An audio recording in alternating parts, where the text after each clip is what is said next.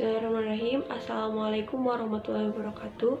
Izin memperkenalkan diri, nama saya Nida Hanifah dari kelompok 3 yang beranggotakan Muhammad Taufik, Nada Nabila, Ning Yasmi, Nur Siti Rohima, Nita Sri Mulyati, Nurul Khairunisa, Reina Nur Hidayah, Reza Setiawati. Di sini kami akan mempresentasikan tentang toksikologi. Toksisitas atau keracunan obat adalah reaksi yang terjadi karena dosis yang berlebih atau penumpukan zat dalam darah akibat gangguan dari metabolisme atau sekresi. Racun merupakan zat yang dapat bekerja di dalam tubuh secara kimiawi atau fisiologi, dan dalam dosis toksik, racun dapat mengakibatkan gangguan kesehatan dan mengakibatkan kematian. Racun dapat diserap melalui hisapan, intravena, melalui pencernaan, dan melalui rute lainnya. Selanjutnya, bahan-bahan kimia atau zat racun dapat masuk ke dalam tubuh melewati 3 saluran, yakni A. Melalui mulut atau tertelan, bisa disebut juga peroral atau ingesti. Hal ini sangat jarang terjadi kecuali kita memipet bahan-bahan kimia langsung menggunakan mulut atau makan dan minum di laboratorium. B. Melalui kulit. Bahan kimia yang dapat dengan mudah terserap kulit ialah anilin, nitrobenzen, dan asam sianida. C. Melalui pernapasan, inhalasi, gas, debu, dan uap mudah terserap lewat pernapasan, dan saluran ini merupakan sebagian besar dari kasus keracunan yang terjadi. D. Melalui suntikan parenteral injeksi. E. Melalui dubur atau vagina, rektal atau pravagina. Klasifikasi daya racun dibagi menjadi 4, diantaranya 1. Super toksik, 2. Sangat toksik, 3. Cukup toksik, dan 4. Kurang toksik. Contoh obat-obatan yang dapat menyebabkan keracunan diantaranya ada parasetamol. Efek samping pemakaian parasetamol: pada dosis yang direkomendasikan, parasetamol tidak mengiritasi lambung, memengaruhi koagulasi darah, atau memengaruhi fungsi ginjal. Namun, pada dosis besar lebih dari 2000 mg per hari dapat meningkatkan risiko gangguan pencernaan bagian atas. Penggunaan parasetamol di atas rentang dosis terapi dapat menyebabkan gangguan hati. Pengobatan toksisitas parasetamol dapat dilakukan dengan cara pemberian asetilsistein atau N-asetilsistein yang merupakan prekursor glutation, membantu tubuh untuk mencegah kerusakan hati lebih. Yang selanjutnya yaitu benzodiazepin.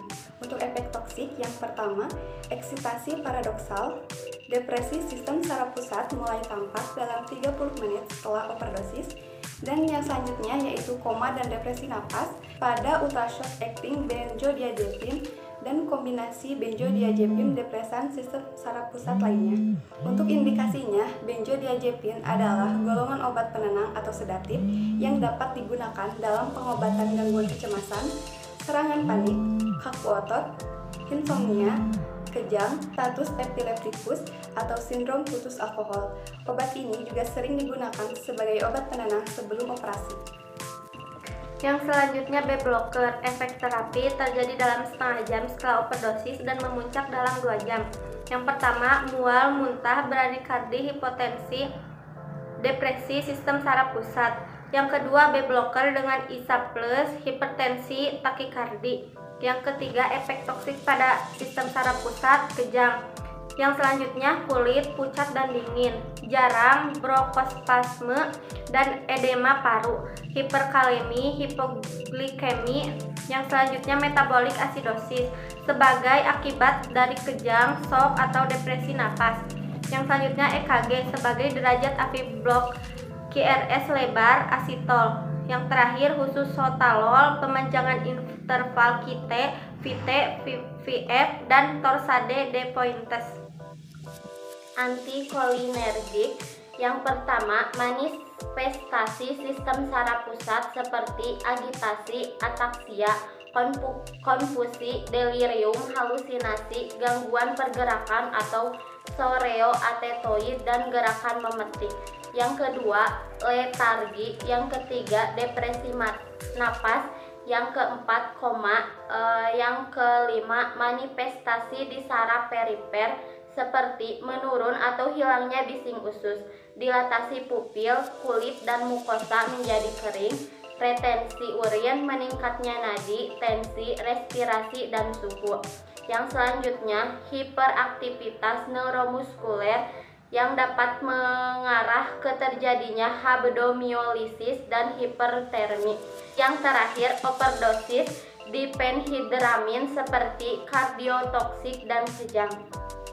Yang selanjutnya yaitu vitamin C.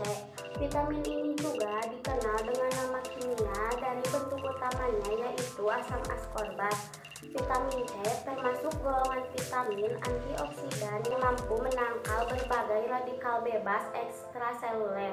Beberapa karakteristiknya antara lain sangat mudah teroksidasi oleh panas, cahaya, dan logam. Sekian video pembelajaran yang dapat kami sampaikan tentang toksikologi.